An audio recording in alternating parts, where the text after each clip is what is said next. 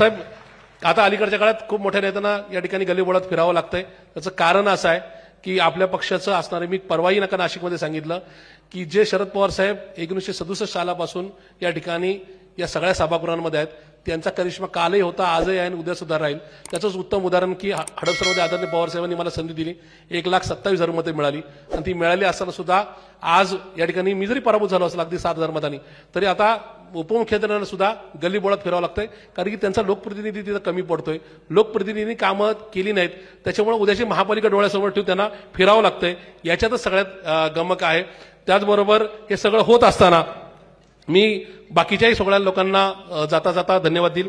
आमचे कार्यालयीन सचिव त्या ठिकाणी संजय गाडे असेल, आमचं फहीम शेख असेल, रोहन पायगुडे असेल, खूप सारी नावं, रमीज सय्यद असेल, मी सगळ्यांना नाराज करणार कारण की खूप सारी नावं आहेत, पण या सगळ्यांचे मनापासून आभार मानेल की यांनी सुद्धा, आमचा राजेंद्र जांभळे असेल, यांनी खूप चांगल्या पद्धतीने त्या ठिकाणी हे सगळं सांभाळलं, त्याच्यामुळं इथपर्यंत नका प्रवास झाला. हे होता होता या ठिकाणी मी नम्रपणाने सांगू इच्छितो की याच्यामध्ये कुठला गमेंटपणा नाही, कुठल्या डोक्यात हवा नाही. शेवटचा मुद्दा तो असाच आहे की साहेब, एकाच दिवशी 28 महानगरपालिकेच्या निवडणुका या राज्यामध्ये होणार आहेत. म्हणजे पुणे, मुंबई, नवी मुंबई, ठाणे, त्याच्यापासून सोलापूर, कोल्हापूर, अमरावती, नांदेड सगळ्याच होतील.